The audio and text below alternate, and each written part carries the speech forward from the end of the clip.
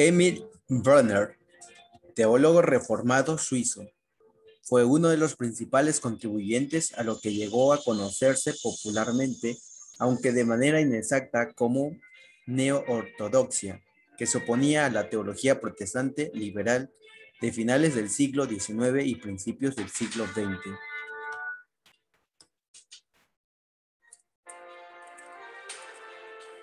Emil Brunner nació en Winterthur, cerca de Zúrich, Suiza, el 23 de diciembre de 1889. Sobre su familia no hay mucha información, solo se sabe que Brunner estaba casado y tenía 4 hijos.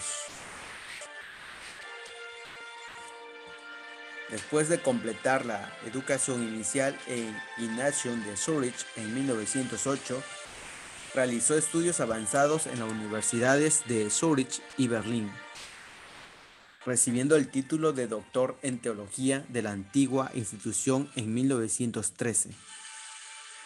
Su educación formal incluyó un año de estudios postdoctorales en el Union Theological Seminary en Nueva York en 1919-1920. En años posteriores recibiría títulos honoríficos de varios de los centros de aprendizajes más prestigiosos del continente europeo, Gran Bretaña y Estados Unidos. De 1916 a 1917, Brunner se desempeñó como pastor en el pueblo de montaña de Obstalde, en el cantón de Glarus, de 1919 a 1920. En 1921, Brunner escribió lo que él consideraba su segunda disertación, Experiencia, Conocimiento y Fe. Otro libro que pronto siguió, El misticismo y la palabra, una crítica de la teología liberal de Friedrich Schleiermacher. Este tipo de trabajo mejora su reputación académica y fue recompensado en 1924 con un nombramiento como profesor de teología sistemática y práctica en la Universidad de Zurich, que mantuvo hasta 1955. Su carrera de enseñanza concluyó en 1955, en lo que entonces era la nueva International University en Tokio, Japón. A finales de 1920, su fama siguió creciendo con la publicación de 2 libros, La filosofía de la religión desde la perspectiva de la teología protestante y El mediador. Influenciado por la filosofía de S. Kierkegaard y por el socialismo cristiano de L. Ragas y Cutter, escribió numerosos libros, de los que se destacan su obra cristológica, El mediador, en 1927, que fue el primer intento de tratar la cristología en términos de la teología dialéctica. En 1932, Brunner escribió Dios y el hombre y el imperativo divino. Más tarde, en 1937, publicó el hombre en rebelión. Mientras tanto, publicó 3 volúmenes de su dogmática, incluyendo la doctrina cristiana de la creación y la redención y la doctrina cristiana de la iglesia, la fe y la perfección. Otros libros de Brunner son Teología de la crisis en 1929, Palabra y el mundo, 1931, Encuentro divino humano, de justicia y del orden social, La revelación y la razón, la doctrina cristiana de la fe y del conocimiento en 1946, El escándalo del cristianismo en 1951, El malentendido de la iglesia en 1952, Eterna esperanza, 1954, Gran invitación, Sermones, Zurich, Carta a los Romanos, un comentario en 1959, Creo en el Dios vivo, Sermones, el credo de los apóstoles en 1961. En cuanto a su teología, a principios de la década de 1920, Brunner se asoció libremente con un pequeño grupo de teólogos que, como él, se habían desilusionado por el pensamiento religioso liberal reinante en el que habían sido entrenados.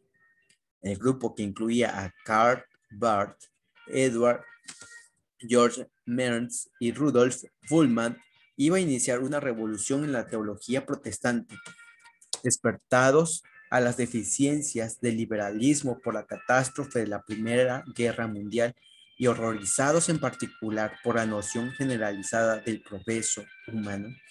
Esos hombres, en el espíritu de la reforma del siglo XVI, se propusieron la tarea de reestructurar la fe con firmeza y únicamente en la autorrevelación de Dios en Cristo. Brunner y Barth, cada uno trabajando independientemente, comenzaron trabajos intensivos de por vida en el área de la teología sistemática. En la teología cristiana, Brunner fue sin duda uno de los 2 o 3 constructores de sistemas más eminentes del siglo XX. Era un teólogo de teólogos, sin embargo, era un simple creyente y eclesiástico que hablaba de manera significativa a la generalidad de los hombres. Al contrario que Barth, Brunner afirma que el hombre caído retiene parte de la imagen de Dios, lo cual le permite llegar a cierto conocimiento de Dios, aunque deformado por el pecado. La revelación especial sirve para enfocar debidamente la verdad sobre Dios, corrigiendo la deformación existente bajo la revelación general. El tradicional principio teológico de analogía es la base del conocimiento humano de Dios. 2 detalles importantes contribuyeron a que los escritos de Brunner tuvieran una enorme difusión. Primero, su interés en los problemas sociales ante el avance del comunismo y las secuelas de 2 grandes guerras mundiales. A este respecto, escribió El imperativo divino en 1937 y El hombre en rebeldía en 1939. Según él, Dios da a los hombres la oportunidad de cumplir el mandamiento de amar a Dios y al prójimo. Y el hombre, aunque sea incrédulo y se rebele contra Dios, no por eso pierde su relación con Dios y la responsabilidad que tiene ante Dios. Ambos libros se oponían tanto al totalitarismo nazi como al soviético, por lo que fueron prohibidos por Hitler. Segundo, Brunner contribuyó también a la reconstrucción de la posguerra con su libro La justicia y el orden social en 1945. Estaba firmemente convencido de que la teología y la ética están unidas indisolublemente tanto en la Biblia como en la experiencia cristiana. Según Brunner, el desprecio de la teología natural conduce al aislamiento de la iglesia. Barth, el cual por lo menos entonces sostenía la tesis defendida antes por Kierkegaard de que la revelación no solo da el hecho, sino también la posibilidad de conocer a Dios, atacó de forma despiadada a Brunner, acusándole especialmente de que al aceptar la teología natural, teodicea y la analogía, había dado paso decisivo hacia el catolicismo. Emil Brunner es visto por algunos como un teólogo antagónico a Juan Calvino en cuanto a su posición aristotélica de la superioridad de los filósofos y la inferioridad del trabajo manual.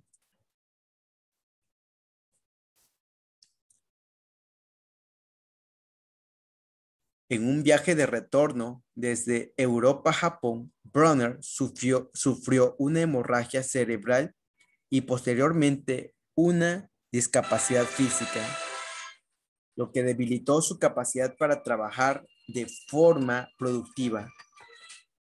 En la mañana del 6 de abril de 1966, siguiendo a las últimas severas enfermedades de más de 3 meses durante los cuales él encontró mucha fuerza y confort en Romanos, hizo su último encuentro con el Señor.